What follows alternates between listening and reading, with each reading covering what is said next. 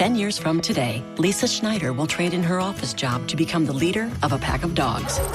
As the owner of her own dog rescue, that is. A second act made possible by the reskilling courses Lisa's taking now with AARP to help make sure her income lives as long as she does.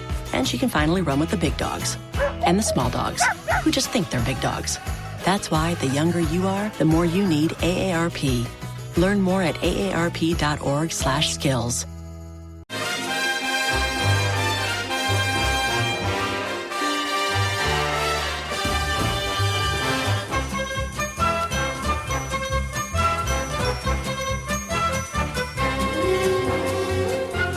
Hello everyone and welcome to Howie the Podcast. It's Gav and you join us for our match day pod.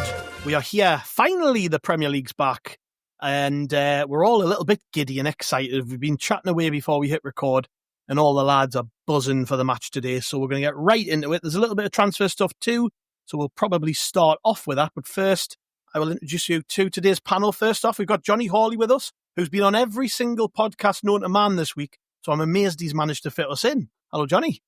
Hi, Gav. Yeah, it's a tough job being a globe-trotting gallivanter, such a media mogul like me, but, somebody's got to do it, so.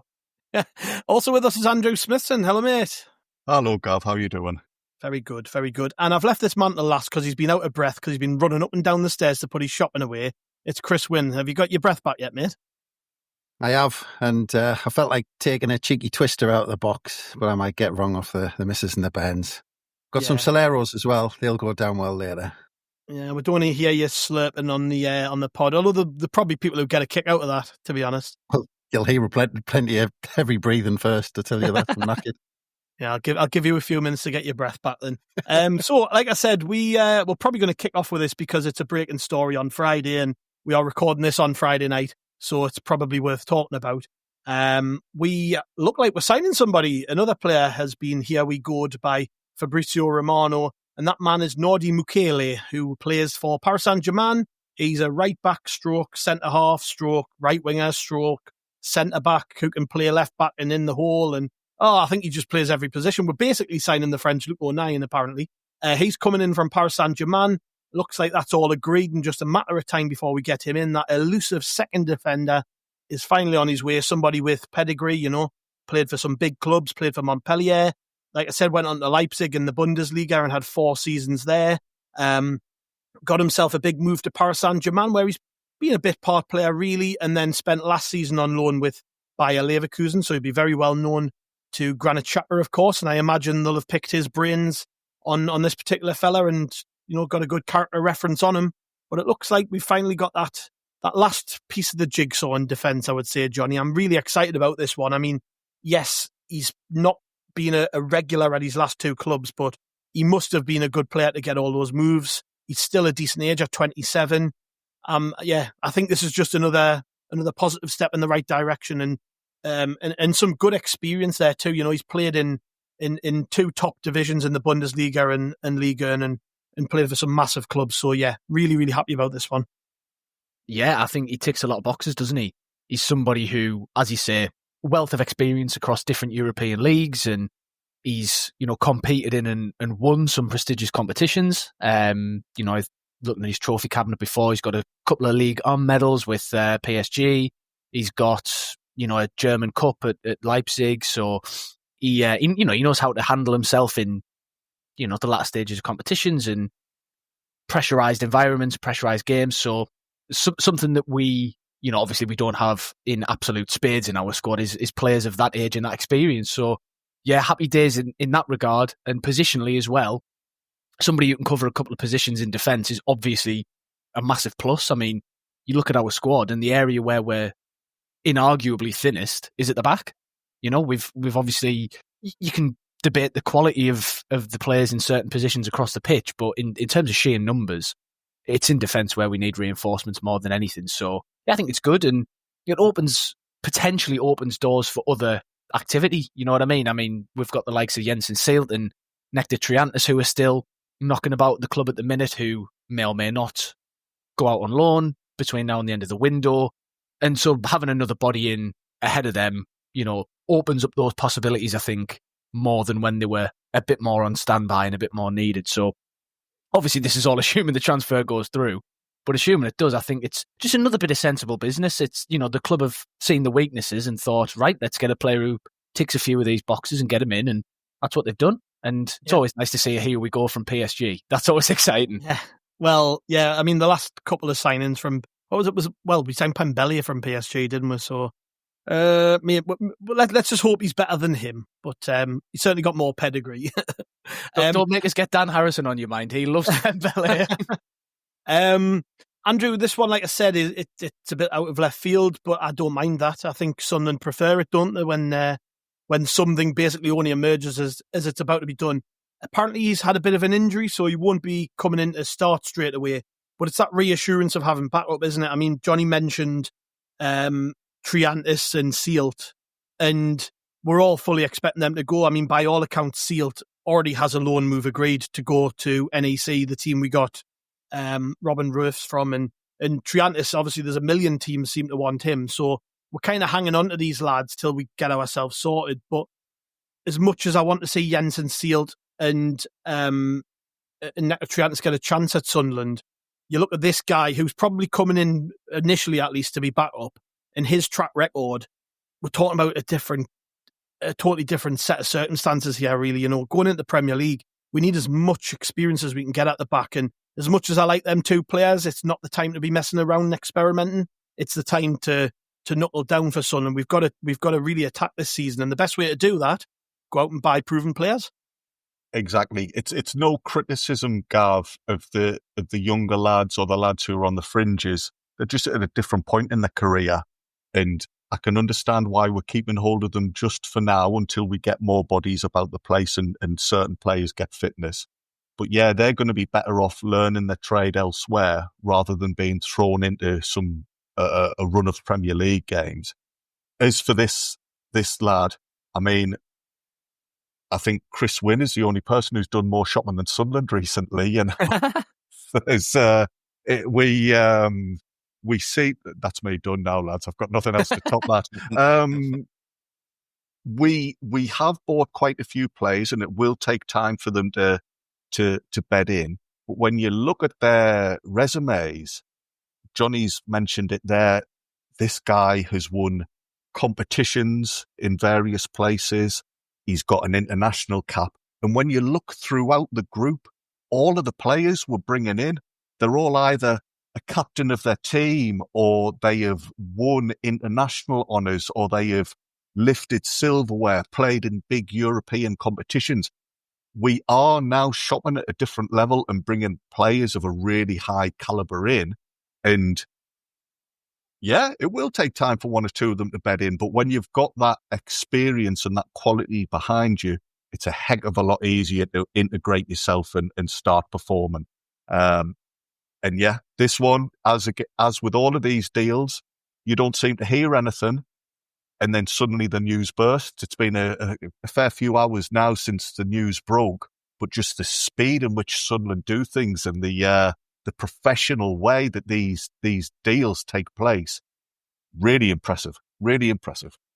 Yeah, you happy with this one, Chris? I'm guessing, like the rest of us, you've probably never heard of him before. But when you see his rap sheet and you look at him, he's a big lad, another big physical presence in the defence. Played for PSG, played for Bayer Leverkusen, played for Leipzig. I mean, in terms of profile, at least, he ticks all the right boxes, and he's a good age too. Yep, I mean, just to start off with, before I get on to him, Sunderland AFC definitely haven't bought more Soleros than I have. I've definitely got more, and I'll probably rival them on bottles of Corona as well. I'll just put that out there as a challenge. It's just as well you're not on the BBC mentioning brand names. You get yourself into a lot of bother now. Other ice creams and lagers are available. Well, it's a desperate plea for sponsorship, I guess. Him. But and Johnny, by the way, there was an episode of Black Books, where the weather reporter, and she was getting all prepared to listen to him. When you say league, I tell you what, there's going to be people listening to that on loop later on after the game tonight. We'll start a premium one on Patreon. You can pay for me. Yeah. League on for an hour. Johnny's OnlyFans is audio only. Johnny Blue. Sponsored by Walls Ice Creams. A couple of bonus clips of Chris slurping on a Twister lolly. Welcome to the Corona How the podcast. Anyway, this new player, Mukiele, who was signing. Well I done, think that, Chris. Well done. Like the sound of that, Mukiele.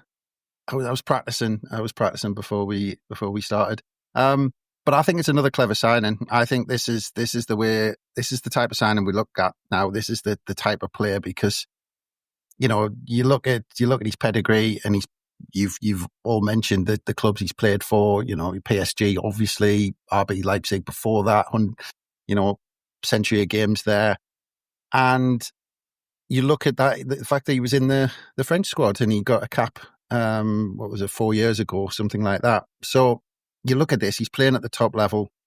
Bayer Leverkusen last season out on loan. But having said that, it's exactly that this is what we've gone for previously, where there's clearly he needs a good club where he can re-establish himself. I think you look at the amount of league games he's played. PSG, the 2 seasons he was playing there, he played 19, then 16 games. So he played like 40 odd games in 2 seasons. You compare that against 99 games that Granit Xhaka played in 2 seasons with Bayer Leverkusen. You can see that he played every game. So he wasn't kind of ever present for PSG. He was in that periphery, which, at PSG, that's still bloody good standard. Yeah. And Bayer Leverkusen played 15 league games. So he needs somewhere. We've clearly had the conversation to say, come here and re-establish yourself, because we've gone out and a lot of the bigger clubs might go, he hasn't played that many games. Is the talent really there? Can he really play at the top level?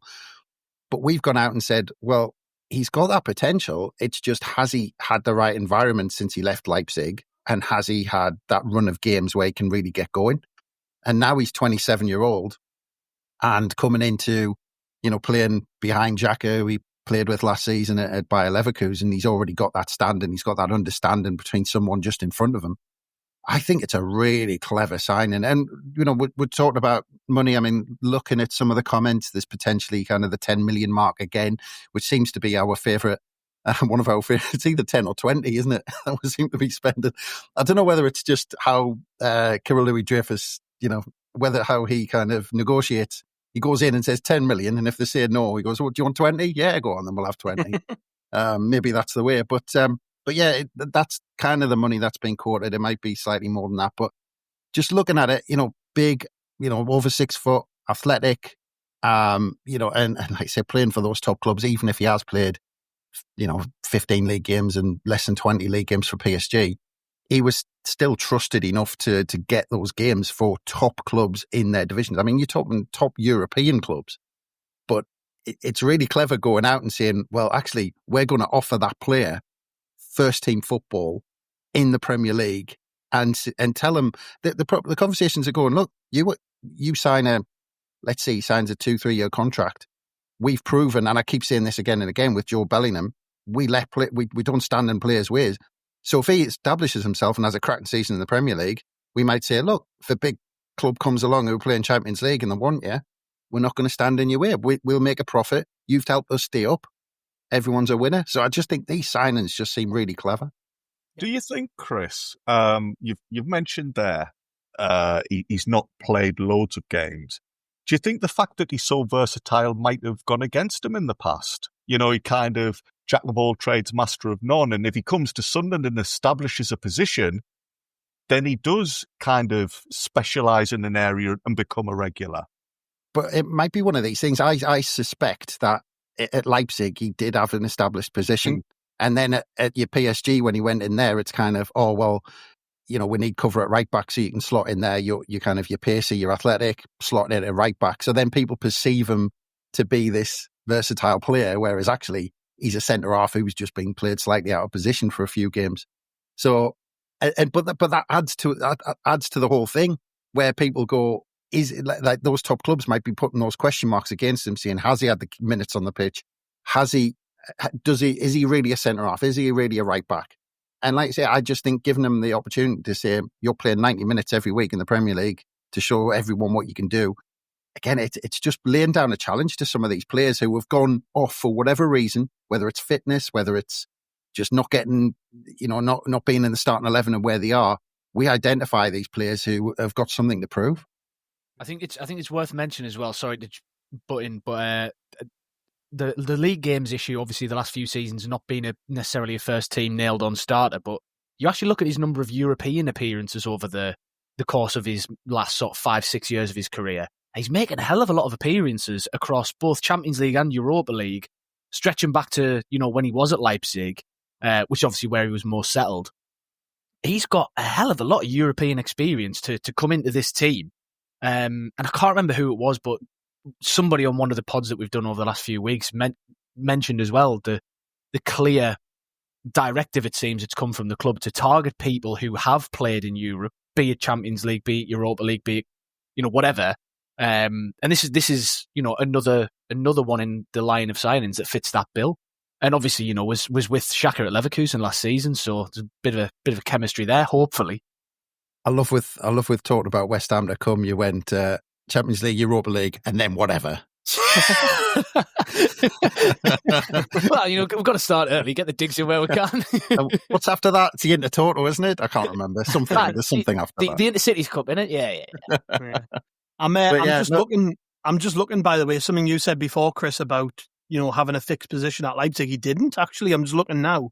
He played 65 games at right back, 42 as a right midfielder, and 27 as a centre half, and then 2 at left back. And then when he went on to PSG, it's basically the same sort of spread: 17 as a right back, 8 as a right midfielder, 8 as a centre half, 4 as a left back. So, is there?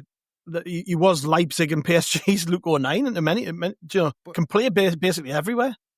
But you do wonder, just on Andrew's point, that again, part of that conversation has been come in because we need, it's clear to everyone, we need strengthening the centre of defence. So it might be saying, come in and establish yourself there. That what do you consider yourself to be? And he might go, well, I'm a central defender. We want you as a central defender. That's where you're going to play. And he's like, yep, brilliant. I want that as my position. So yeah, it'll be interesting. But you don't think that we've signed him as cover for Hume. It seems, and we certainly haven't signed him as a right midfielder. So to everybody, it looks like on paper that we've signed a central defender here. Yeah, possibly. We'll see what comes from it. And I imagine when it's all done, if it all gets done, of course, we don't want to get too carried away. We did that a bit with Alderete and then it fell through. But let's presume it goes through. It'll all be talked about. Then I imagine he'll do his club interview. He'll talk about what kind of player he is and all that. But yeah, just another nice little bonus I wasn't expecting to talk about when we thought we were going to sit down to do a pod today. Anyways, the match we do play today, we've got West Ham. We did a preview pod this week. There's 2 actually. One with a Leeds fan and a Burnley fan, which I did, which was just the 3 of us looking at the summer that we've all had, and kind of from the perspective of a promoted team. And then Chris, of course, spoke with TalkSport's Paul Ross. That one was out yesterday, so you can catch up on that if you haven't already. He's a massive West Ham fan, and he and Chris talked about loads of things, including the fact that we're playing each other and the history between the 2 clubs. But today, we're going to look at the game itself and maybe try and work out what the team's going to be, because it's probably going to be a little bit easier than your sort of game plonk in the middle of a season. We don't have tons of injuries. We don't have really any discrepancies over who we think will start. But that game last week, as we've said on the pod a few times this week, Johnny, we played against Augsburg. To me, that was basically the team that'll probably start, give or take 1 or 2. But there are a couple of things there. Is Alderete going to be fit enough to start the game? Is Enzo Le Fee going to start the game? Because we can't rule that out. Will Mayenda or Isidore start? I mean, we're presuming it's going to be Mayenda. We're presuming that Le Fee might be on the bench. We're presuming Jens and Seelt might start. But these things are still up in the air, aren't they? What do you think might happen today? Like when you're looking at the team and you're going round. And of course, another one would be Patterson, because he played the full game last week, or virtually the full game last week. And the last time he played a competitive game, Anthony Patterson was the man between the sticks. So it's not guaranteed that Robin Roofs will start. So where's your head on all these things? Are you kind of expecting the team that played against Augsburg to play this game today? Yeah, I am, basically. And with Patterson as well, not just last time that we played, he was between the sticks. Last time we played, he was man of the match. He made that excellent save in the first minute, made a great save in the second half, other stuff as well. Not to make this a Wembley pod, as much as that would be great. But I would expect Roofs to start. I think you don't spend north of 10 million quid on a keeper when you've got a whole squad to strengthen if you don't expect him to play. And as much as we all love Patterson, because, local lad through the academy, 2 promotions and all the rest of it, I think, it's going to be Roof's shirt to lose from the start of the season. And I think he looks much more comfortable in terms of, being able to handle the ball and command his box. I think that they're attributes that he's got that he's probably better than Patterson at. But, time will tell. In defence, it's just a question of fitness, isn't it? I think Ronaldo at left back, Hume at right back, and Ballard as one of the centre backs is pretty much nailed on. Beyond that, you're just looking at whether Alderete is fit. If he is, I would probably say he'll start. But yeah, obviously that one's a conversation for Lebris to have with his fitness and his fitness staff and his physios. Moving further up the pitch, I think it's very unlikely Isidore gets the nod. Not because I don't think he's a good player, but just because he's not played enough in pre-season. It's a similar story for, obviously, Patterson as well. If Roofs hadn't come in, he'd probably be in the same boat. And Chris Rigg as well, another one who did come back against Vallecano last week and, had missed some of the pre-season, but is presumably back, near enough fully fit if he's able to play. But I just think it comes a little bit too early for them, doesn't it? You don't want to have... You don't want to have half-cocked players going into the opening day of the season, especially with how intense it's likely to be. Summer's Day, sell-out, first game back in nearly a decade. The place is going to be rocking. And you're going to imagine, whether they wanted to or not, that's going to affect the way that we play. I'm sure Lebris would love them all to shut it all out and ignore it and focus on the game plan. But when you hear the noise that's going to happen on the first whistle, the players just are going to go after it a bit more, going to run that little bit quicker and, tackle that little bit harder. So if you've got somebody who's even 5% off full fitness, they're just going to be eaten alive. So, yeah, long-winded way of saying I basically think it's going to be the same team that played against Augsburg. But Alderete is the one that I've got my eye on, because I hope he plays.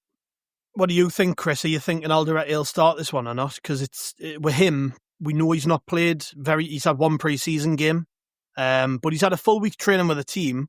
And, the big question mark really is, I don't think anyone, if they're being honest, in an ideal scenario would want Jensen Seelt starting the first game back in the Premier League. He wasn't starting games in the Championship. I know a lot of that was to do with fitness. And he's been playing in virtually every game in pre-season. But it's asking a lot of a lad who's been out for that long, isn't it, to come in and play a game like that.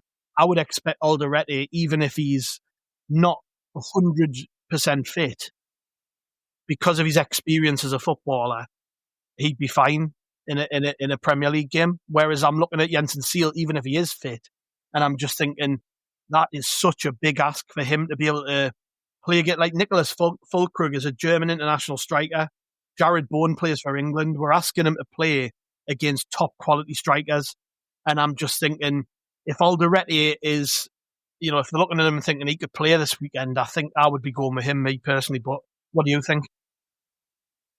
Yeah, it's a tough one for him, isn't it? I think we all want Alderete to be in there, but I've just got an England Seelt going to be in there.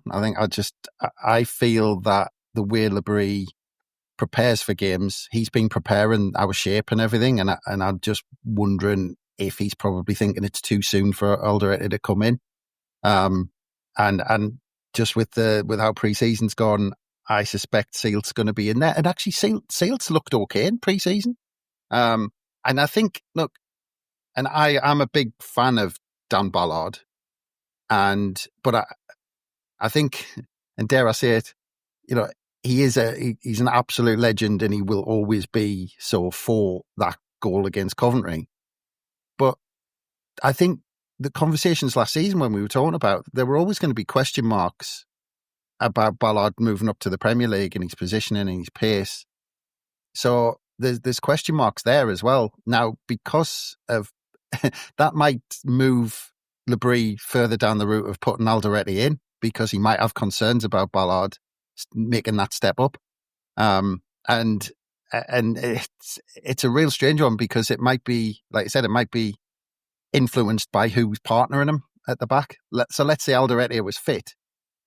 I think it would be a tough one potentially between Seelt and Ballard, with kind of how pre-season's gone. I think Ballard's probably riding high off the end of last season, and his reputation's up there. But Le Fee's more kind of forensic than that. I think rather than, well, you scored a really important goal, so you get the nod.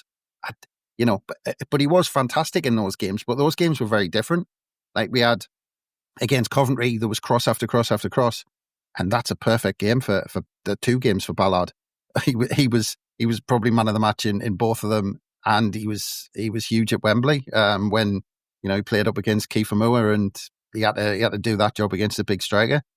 So there's going to be different elements to this Premier League. There's going to be quick players making runs beyond him, and it's just going to be a completely different mindset and a different way of thinking in the Premier League. So I'd like to see Alderete in. I've just got a feeling if I was to try and second guess what Le Fee was going to do, I think it's going to be Roof in goal, and the back four we're going to see Hume, Seelt, Ballard, and Ronaldo. That's what I'm second guessing. I'd like to see Alderete in, but it's just hard to know when you don't know what's going on behind the scenes. You don't know how fit he's come in. You don't know how training's gone.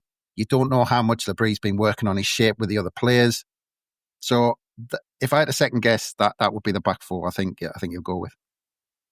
Yeah, I think I agree. I think we're probably all agreed on that's probably what the back four and goalkeeper will be. But yeah, it's interesting anyways. The club said, I think Le Fee actually said that Alderete and Masuaku would be assessed ahead of the game to see what involvement they could potentially have.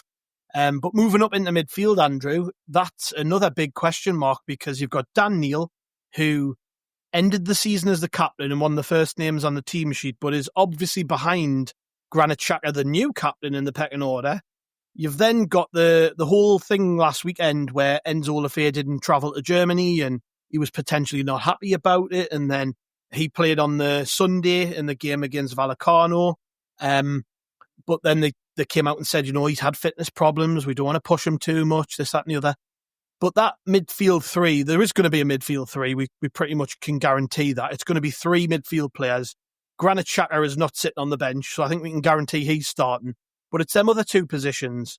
And, I mean, we're not saying we're not saying Le Fee has got favourites or anything, but it does kind of feel like Siddiqui and Diarra will start the game today. Now, are you sensing any difference there? Do you think he could spring a surprise with Le Fee or Dan Neil starting? I mean, that I would say particularly Le Fee is probably the one, if you're thinking he might shock us with something, it might be that Enzo Le Fee starts. But what are you thinking about the midfield? It would be a shock to me, Gav, if Le Fee started now. I do. Isn't that a mad thing to say, by the way? Isn't that a mad thing? Yeah. We broke our transfer record to sign this guy, and we're talking about him maybe not starting. It's a bit mental, isn't it? Yeah. But that feeds into this whole thing about Dan Neil was captain last year and probably isn't going to. Well, I would say 99% certain isn't going to start tomorrow. We've had to upgrade the squad in so many positions, and we look to have done that. I think it is only in defence where there's any question marks at the moment, and it is more because of fitness rather than Le Fee being unsure about his tactics or his setup.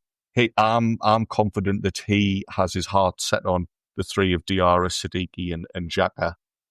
Siddiqui, for me, I maybe misinterpreted things. I thought he was more one for the future, but he's been heavily involved in pre-season and certainly looks to be good enough now to do a job.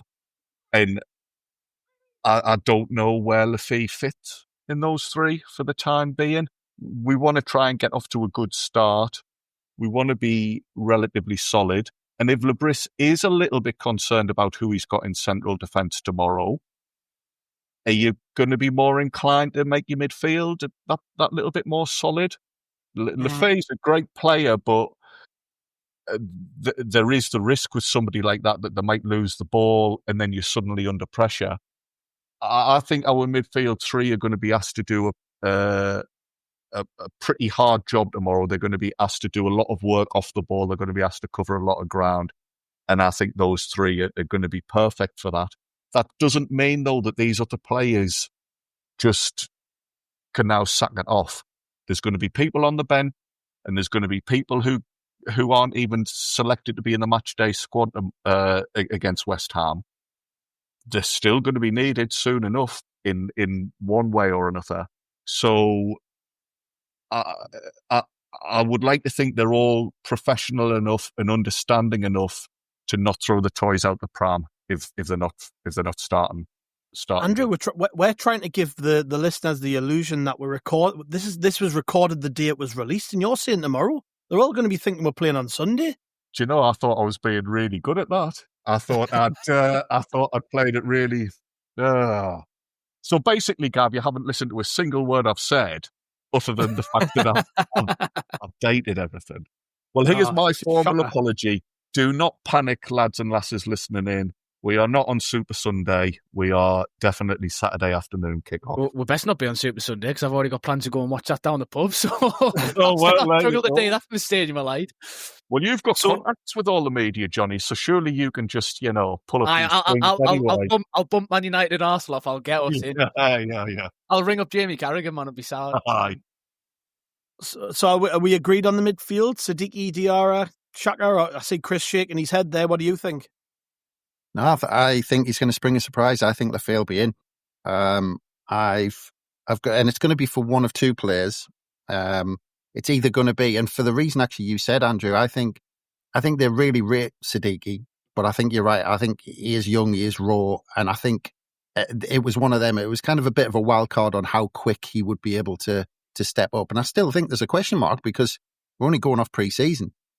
So I think there's still a huge question mark on how much he can step into the Premier League and kind of get going.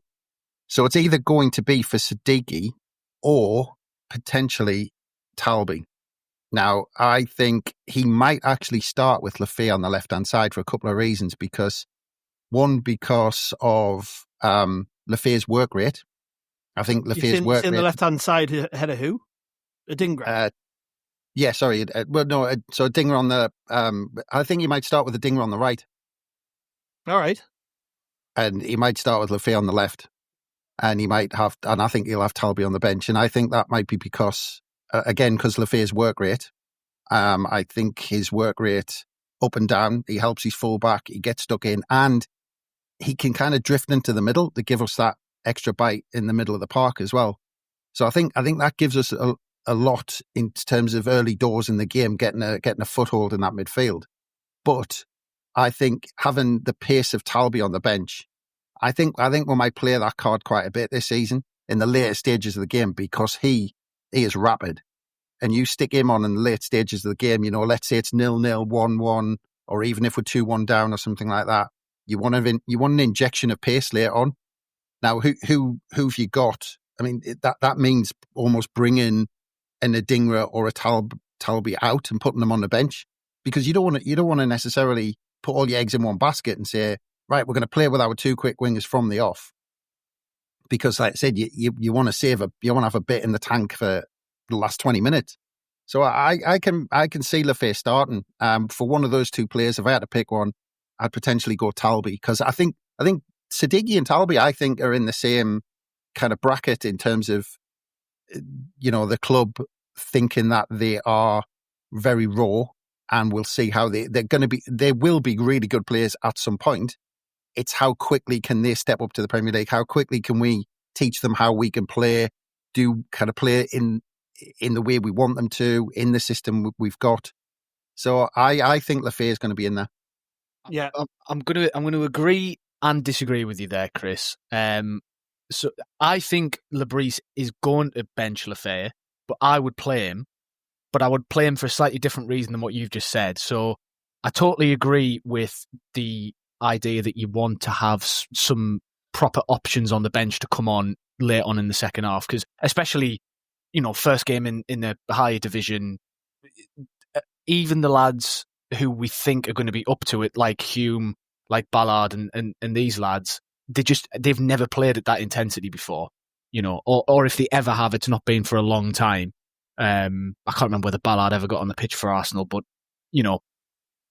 they're gonna tie it. It's just gonna happen. I'd start Le Fee in the middle, not out wide, because I think, yes, it would be great to have fresh legs out wide to bring on and have a winger like Talby, who's one of the quickest wingers in Europe, to attack the West Ham defence later on. But I would worry more about losing legs in midfield.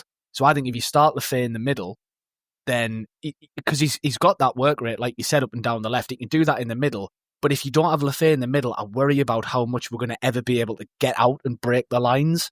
So for Siddiqui, by the way. Yeah, for Siddiqui, because then if you've got Siddiqui to come on in the second half, who I think is good enough, but like you say, raw, young, maybe you don't want him in from minute one. But having said that, I do think Lebris will bench him. So, and I made the comment very early on after the Wembley game, actually, that it would be interesting to see what Lebris does with Le Fee this season, because he changed the game when he came back in a deeper role. And I think Le Fee is better when the game's in front of him, rather than picking up the ball with his back to goal in that 10 role. I much prefer him picking, and you saw what he did. You're talking about breaking the lines, picking that pass out. It's bizarre that it's a 15, 20-yard pass along the deck to break those lines, but it's one of the hardest passes in football. Yeah. And if you've got Le Fee right as well, and to, everything that Le Fee does in an instant, it takes other players a couple of seconds. And one thing I think we severely lacked at times last season was creativity in that final third. Sometimes we looked very predictable, big time, and having Le Fee in that deep role, and so I can. This is why I can see Le Fee playing, because I think. But the other thing is about Lebris, and I don't know what you lads think, but I think he's very, as a coach, and his style of play. And look, it's brilliant. It's so effective last season, but it's more just a fact that he's more of a conservative coach, and his tactics are quite conservative. And I just think that tends to lead me more to think that it's going to be Siddiqui in midfield with Le Fee alongside him to help out. And the other thing as well is experience, because then you're talking about Talby, a young lad, Siddiqui, a young lad, Diarra, a young lad, Adingra. He's got more experience, of course, in the Premier League, but he's quite young. That's a really young side to stick out in the opening day of the season. So there's arguments for Le Fee being in there. I'm thinking more about who we're playing. So West Ham have got a small, pretty immobile midfield. Very good technically, but at the base of it in pre-season, you can basically predict their team today, because they've played the same team for, I think, the last 3 games. And the midfield 3 has been Freddie Potts at the base of it, who played against us last season and was absolutely crap, by the way, for Portsmouth. And couldn't get near us, and that was with our championship midfield. And he's probably going to have a stormer now, so I've said that. Why are you saying this, guy? Come on. He had a bad game last season. It doesn't mean he's going to do it today, but still, this is the way you've got to think about it. So he's not exactly a physical presence. You've got Lucas Paquetá, who's an amazing footballer, and then James Ward-Prowse, who, again, technically a very good player, but these are not physical footballers. I think the Xhaka, Diarra, Siddiqui midfield is perfect to run all over that. I mean, a lot of what I've heard from West Ham fans this week, they're really worried about us just running all over that midfield. That's their big weakness in that team physically, is that the midfield is not physically competitive. And they're really worried about this season because they've got Souček on the bench, but he's not been getting the starts in pre-season that the other lads have. And they're maybe thinking, we're going to go with this midfield 3. And their kind of substitution of that to get around the fact it's not particularly physical is to play a back 3 with wing backs. And Lebris's weakness as a coach has been coming up against back 3s, to be honest. So that's another thing to consider. But this is a very, very different team. Physically, this is a more competitive team than we had last season. We've gone out and signed lads who can compete physically. And we talked about sort of Le Fee doing the creative stuff from a deeper position. Is that not why we signed Xhaka? Because Xhaka has got everything.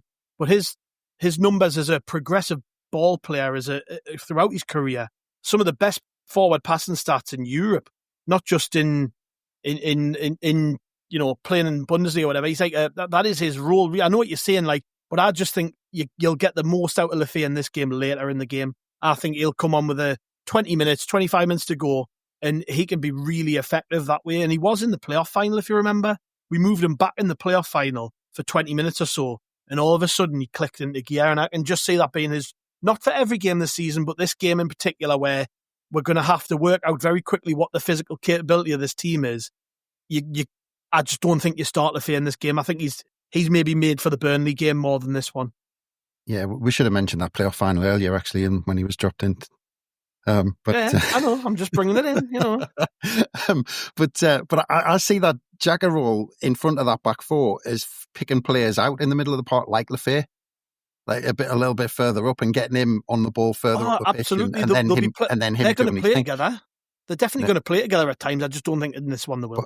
But, just quickly though, Freddie Potts is 10-1 to score at any time. I just thought I'd throw that out. Get that on, lads. I've basically fucked that, haven't I? Get it piled on. Just on the subject of those late substitutions, obviously we've all been talking about the midfield primarily there. It'll be interesting to see what the bench composition looks like because, as we were mentioning before, there are a lot of players who've missed chunks of pre-season and come in right at the end. So I was going to get on that, Johnny, but since you've skipped ahead, go on. Sorry, Gav. I'm just asking. Your job's so easy that any idiot can do it. Gav, it's because he's done this podcast 5 times already with other people. He knows what he's going to say. Me lines are just out of shot. But no, so we've talked about the midfield and the idea of do you want Le Fee from the start or from the end? That whole, newfangled idea of having finishers instead of substitutes on the bench. What about going forward, the front three? If it is Adingra, Mayenda and Talby, like I think the majority... Well done, Johnny. You've got us back on track. Yeah. At the risk of having an actual football conversation. But yeah, assuming it's that front three that we all expect it to be, that obviously leaves Wilson Isidore will be an option off the bench, Mark Gue, but then behind that, and Patrick Roberts as well. But out of those three, only Isidore, you would say, has real pace. And then the midfield options on the bench, again, you'd be looking at that and thinking, unless it's one of Siddiqui or Diarra on the bench, you wouldn't be looking at them and thinking they've got a lot of pace, nor the fullback options, which currently don't actually exist behind Reynaldo and Hume. Where do we have that pace that we bring on in the second half if we do want to take advantage? That's why I reckon one of them will be held back just to give us something else in those final thirds. But just interesting, I had my 9 listed actually, just based on having Le Fee in the side, and I had. So if this is the 9 on the bench, Patterson, Masuaku, Alderete, Dan Neil, Chris Rigg, Siddiqui, Roberts, Isidore, and Guiu. I mean, if you look at people talk about, we haven't got strength and depth. I mean, look at those 9 on the bench. I mean that's some coming from the starting point that last season. If you go back through a lot of the games last season. There was some young academy lads last season. I mean, Lavery was on the bench quite a lot. Harrison was on the bench quite a lot. You look at that 9 to start the season, and that's some decent strength and depth. But I get on the point of pace, like I said, that's my feeling that we should have something held back, whether it's Siddiqui in the middle of the park, whether it's a Talby. One of those two, I think, are going to be on the bench. It makes me think. Sorry to jump in, Gav. I'll definitely let you speak after this. But this is why I almost wonder whether Gue is going to be seen as the number 9 substitute, and Isidore might almost be seen as a off the left substitute, because I think against a back 3 in particular, obviously it depends how attacking West Ham want to play as to how far those wing backs will push on or not. But assuming that they are pushing on a fair bit, if you've got 3 centre halves then who are having to obviously shuttle left and right a bit and cover those wider areas to protect the wing backs, if they start tiring in the second half, if you can get somebody with real pace running direct at a wide centre-back, they're going to panic, aren't they? They're going to make mistakes, bring somebody down or let them past. So yeah, that's just what I'm thinking. I wonder whether Isidore's role at the start of the season especially is going to almost be to be that finisher for the left wing, if you like. I'm thinking, you were bang on there with what you said, somebody who can run at tiring legs. That's Patrick Roberts' job for me. I know he's not everyone's cup of tea, but Roberts for 20 minutes, 15 minutes at the end of a game, look, he hasn't got the goals of even a championship-wide player that you'd want, right? But in terms of pure ability and his ability to take men on, I've got no problem with him running at anybody. I think he could tie anyone in knots on his day. So, I wouldn't be totally against that as an option either. I can't remember who made the point. It might have been you, Gav, but looking back at Roberts with Ahmad, now you get Roberts a relationship with the players of class like Xhaka and Diarra, and you put those with pace around him, and he was a completely different player that season playing with Ahmad. Yeah. Oh, and Andrew, because these two have hogged the airwaves, we'll see what you think of the attack. What do you reckon in terms of front three? Well, I do have my three, but Gav, I just wanted to back up what you said there.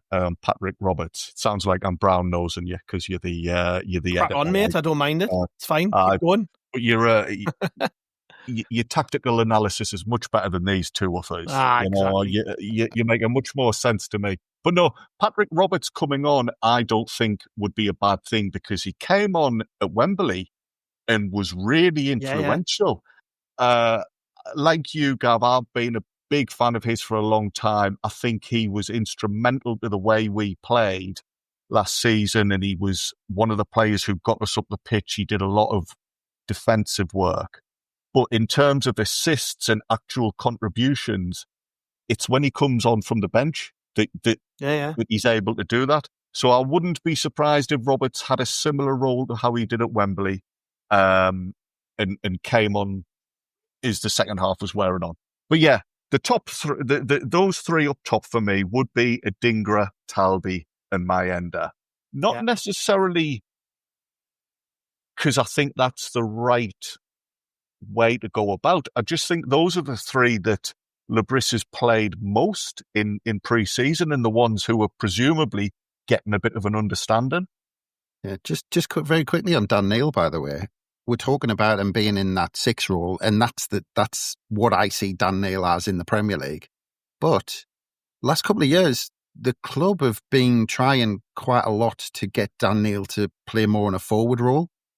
And he's not in the same league, don't get us wrong, or certainly not yet, but people have this debate about Declan Rice. And I think it might be a similar conversation with Dan Neil, that I think a lot of people see him as that sitting role. He can spread the play, he can dictate things. But I don't think Dan Neil's going to be kind of pigeonholed into that 6 and being like Xhaka's understudy this season. I wouldn't be surprised if you see at times Dan Neil playing alongside Xhaka in front of the back four. Or just a bit ahead of him in that central midfield role. Because I think the club have been pushing him. I think there was one season where he actually started the season and actually said in public, oh yeah, I can't remember who was manager at the time. It might have been Mowbray, I can't remember. But basically saying, I'm being told to get forward more. I'm being told to make runs in the box, and I've been told to drive forward and take a shot. Chris, when he came through the ranks, that was his position, Can you remember? We were going through the goals of the season, and can you remember at Swansea where Joe Bellingham won the ball deep, gave Dan Neil the ball, and he drove forward and scored that incredible goal. I mean, you do think people at the club are going, do that more? Well, he was doing that in the Papa John's when he first came through as well. I'm sure it was Lincoln, but I always remember he scored an absolute howitzer from outside the box then as well. And if you remember at the start of last season, all the talk was around, well, can Dan Neil actually play the 6? Like, we've never seen it. Can he sit and hold the midfield on his own? And now it's the complete other way around where we're going, well, actually, can he go further forward? It's like, yeah, he can. Yeah. But fans are doing that, Johnny. But I don't think inside the club they see Dan Neil as that player. I think more fans have because of purely the job he had to do last season because of the personnel we had alongside him. But I think this season, I think any of that 3 in that midfield, I think they don't mind Dan Neil taken up. So I don't see Dan Neil as just being Xhaka's understudy this season in that 6 role. I can't, forgive us lads, I can't remember who didn't see the Vallecano game. But Dan Neil, it was noticeable there was 4 or 5 times when he was receiving the ball in really tight areas with 2 or 3 players around him. And he was twisting and turning, beating them, finding space, which again, you don't need from somebody playing deeper. But this was an aspect of his game I'd not seen in ages. And again, it just reminded me, oh yeah, he can do that. So you could well be right, Chris. Maybe the club are going to be giving him different instructions. Yeah. And it was interesting in the press conference as well, the Brie specifically calling him out and saying, and it was something similar to what I said when we're talking about his contract, where it's almost like, you're at your club, you're in the Premier League, we're getting better players in, there's the challenge. You like step up and be as good as those players. And like I said, I think he's got everything to play in, in any role you like. And to be honest, I mean, I'm going to sound like a dinosaur, but I hate the pigeonholing of midfielders. I like midfielders to do everything. Yeah. And we could have quite a strong bench for the game today, as you said before. I mean, we're not going to try and name it, but when you look at some of the names that we haven't included there, we are going to have a pretty strong bench. So I'm looking forward to just seeing a Premier League Sunderland side. That should be quite nice.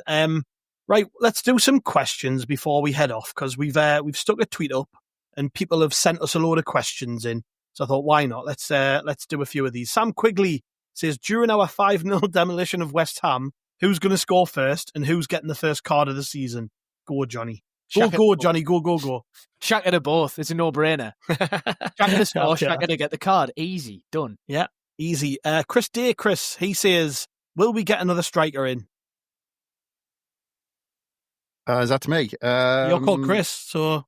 I thought it was Chris who sent the message. It was. Chris sent the message in your call, Chris. Well, there you see. I was right.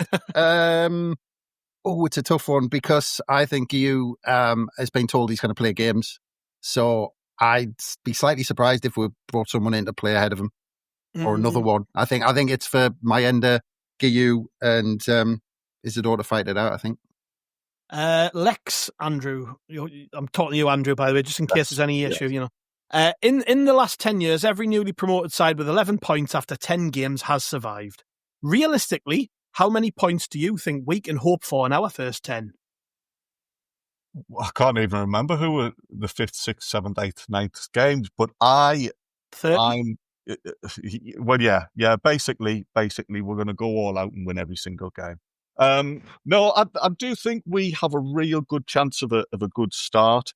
And was it 11 points out of the first 10 games, the stat there? I genuinely think we can achieve more than that. I think we can be looking at 12, 15 points from the start of the season. Everybody's buzzing. The club is in a great position at the moment. Johnny said there, come kick off, this afternoon or yesterday or tomorrow or whenever it is we're meant to be pretending the game's being played. The players will have that extra 5% in them, I think. Yeah. And I think that, added to the quality of some of these new players, is going to get us points in the first few weeks.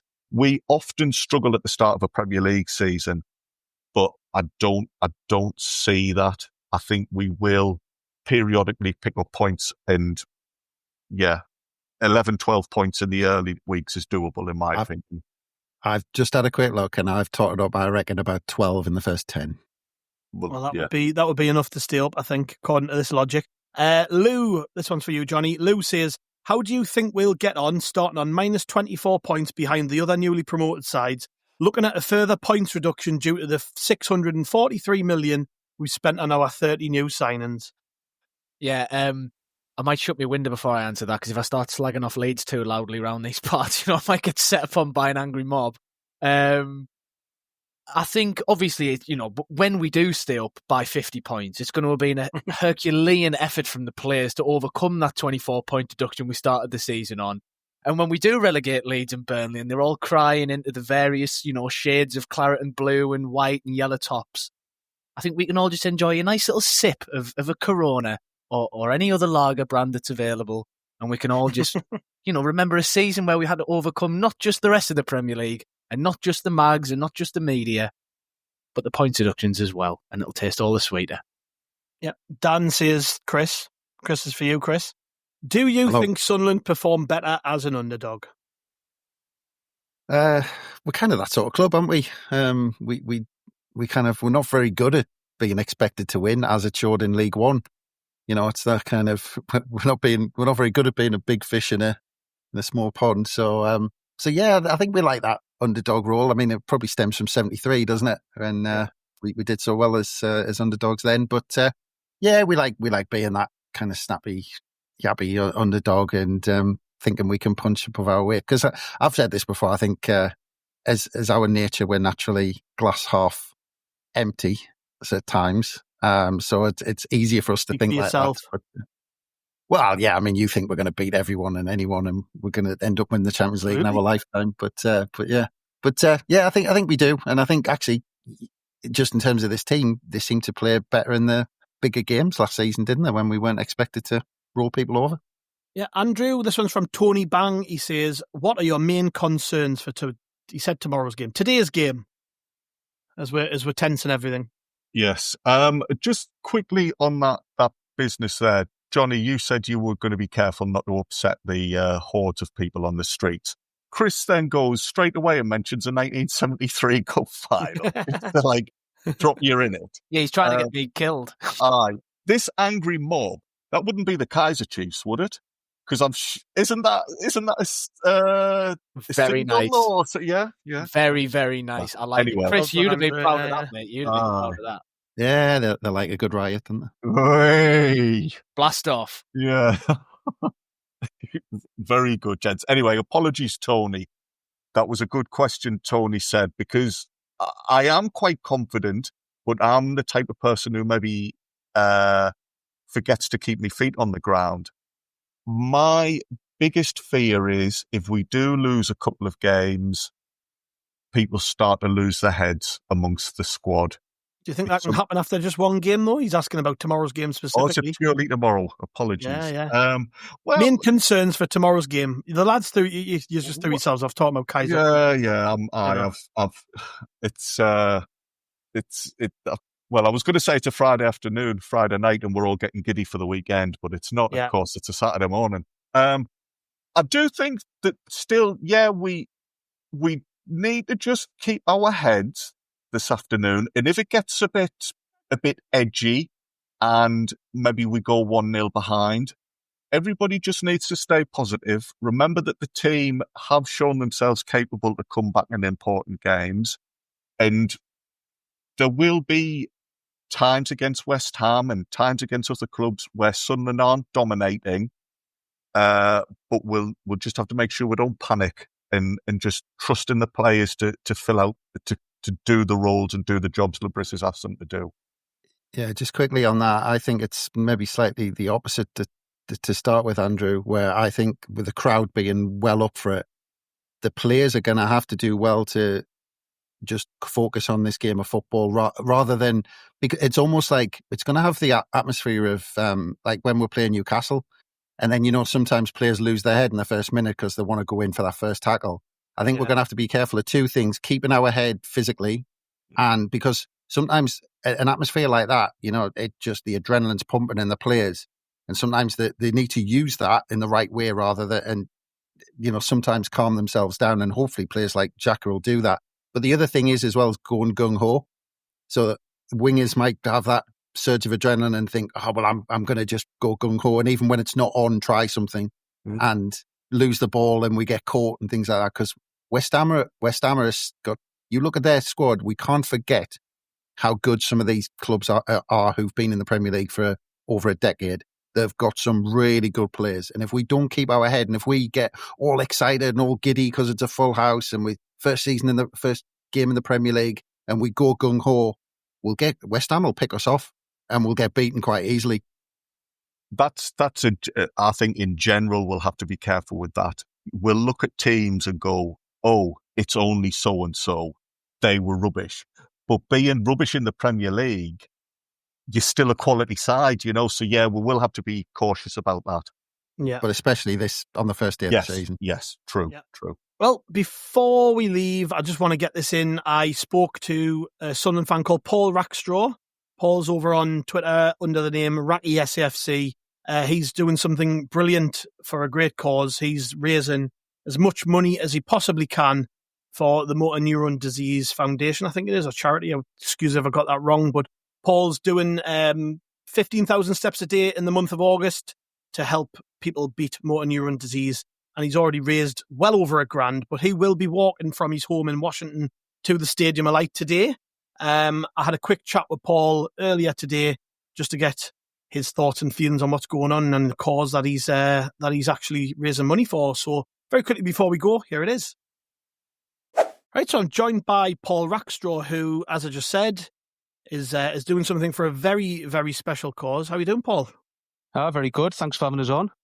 Yeah, no problem at all. I mean, as I said to you off air, I did see your tweet about what you're up to and what you're raising money for, and I thought, well, it would be a good idea maybe just to drop this in on the show. So do you want to just fill everybody in on what you're up to and what you've been up to and what the cause is and all that other good stuff? Yeah, of course, yeah. So just a bit of background, really. It was all started with a bit of a health scare I had myself back in April. So I decided to start walking just to get some fitness up, really. And then I spotted this thing online from the Motor Neuron Disease Association about walking 15,000 steps a day in August. And I thought, that resonates not only for me personally, but it's affected our family. My father-in-law, George, has suffered with this disease for 12 years. So anything I can do to help raise the profile of it is just great. So I thought, I'll sign up for it. So I did. And then shortly after, I thought, I'll just modify it myself a little bit. And if I hit £1,000 donations, I'll walk to the Stadium of Light on the first match day of the Premier League. Not expecting to get anywhere near it, to be honest, and selfishly hoping it stopped at £999. But £1,125 later, I'll be doing that tomorrow. So where will you be walking from? I'll be starting off in Washington, over Cox Green, along South Hilton, Pallion, and then hopefully the pubs will be open by then. So a couple of refreshments before we go to the match. So what's the sort of distance then from where you're starting to where you're ending up at the stadium? It's around about 7 miles, which I've worked out around about 18,000 steps, which is what I'm doing daily anyway. However, this is the first time I've probably done it all in one go. So hopefully the weather's kind and it's not too hot. But no, I'm excited for it, to be honest. It should be good. Yeah, well, I hope you have better weather than the last time I did something like that. So I walked with Space Northeast, and we walked on a match day from South Shield's ground to Sunderland's ground. And it rained pretty much the whole way, and then we got beat 5-1. So I hope it's a bit better circumstances for you. So just for anybody again who's listening, I mean, you're walking on behalf of the charity. I'm trying to remember, it's Motor Neuron Disease. Yeah, the Motor Neuron Disease Association. Yes, sorry, yes. So, and where can people find the links and things like that? I noticed it on Twitter. So if anybody needs to find where they can donate, where can they maybe contribute to? Yeah, they can find it on my Facebook, on Twitter, or they can just go on the Motor Neuron Disease Association website and they can donate on there. They can find anyone who's doing the challenge on there just by searching their name. But you know what? It's not about me getting the donations. It's about the charity getting the money. So if you find anybody doing it, just donate. They've raised over £220,000 now with this challenge, and it's just absolutely fantastic. Brilliant.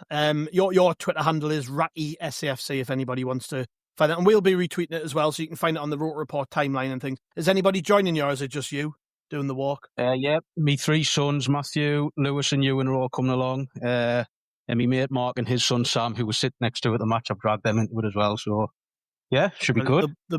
Might be calling you all the names under the sun halfway through. Oh yeah, my sons were already not too pleased about it, but they're doing it for their granddad. And what time did you say you were setting off again?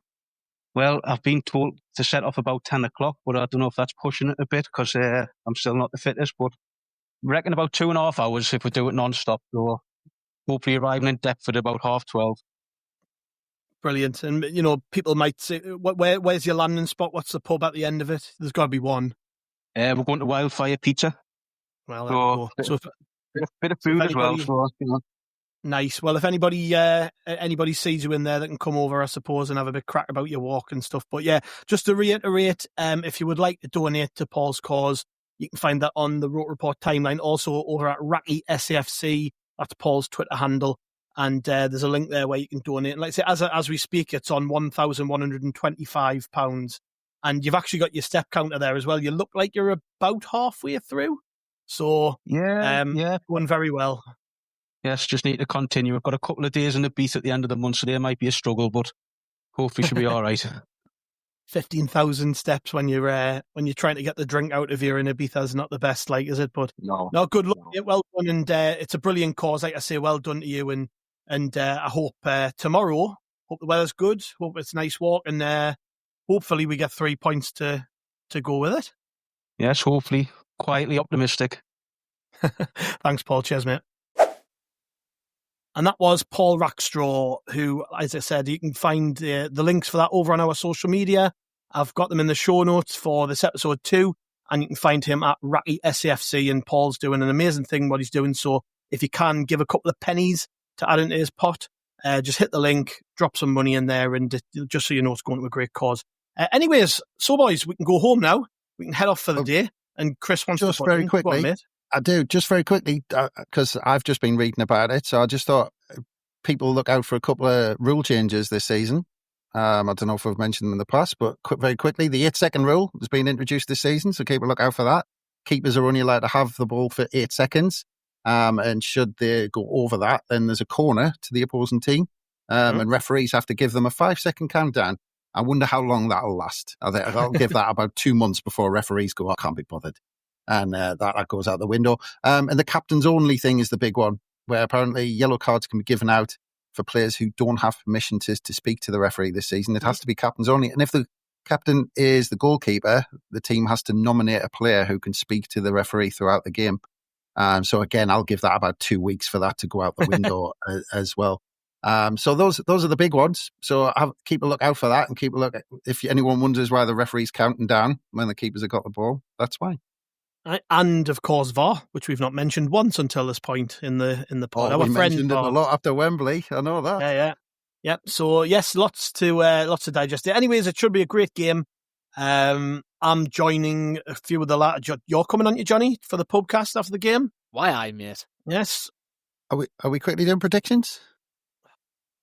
Go on then. Well, let's just finish what I was saying, Chris. Stop fucking overruling this. Me, Johnny, Bomber, and Sam are all going to be in the pub after the game for a chat about it, hopefully talking about Sunderland. Anyways, yeah, let's do predictions before we go on here. What a mess this show has been, by the way. I'm saying 1-0 Sunderland, and the goal scorer will be Granit Xhaka from a free kick. Johnny, go. 2-1. Johnny, go. 2-1, Xhaka first goal. My end of second goal. There we'll go. 2-1. Yeah. Chris? 1-1, Diarra gets ours. Right. 1-1. Go on, Andrew. The podcast's going to be a brilliant listen, all talking about Adingra's 2 goals in a 2-0 win. Nice. We'll take that. I'll get splinters in my arse, don't worry. Yeah. Get some money on it.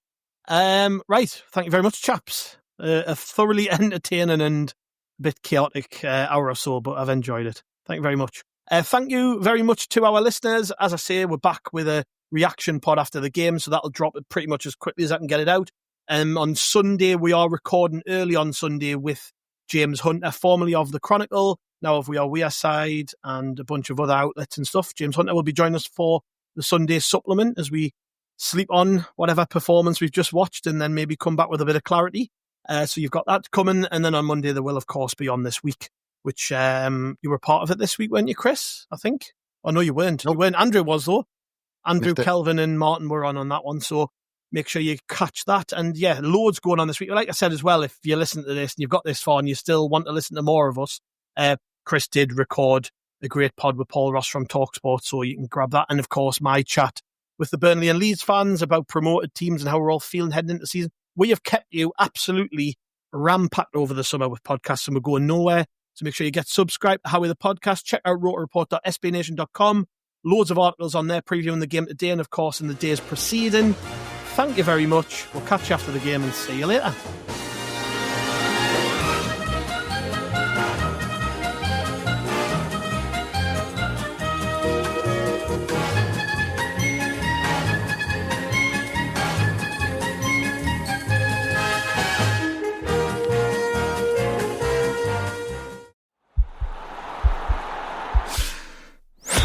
This podcast is part of the Sports Social Podcast Network.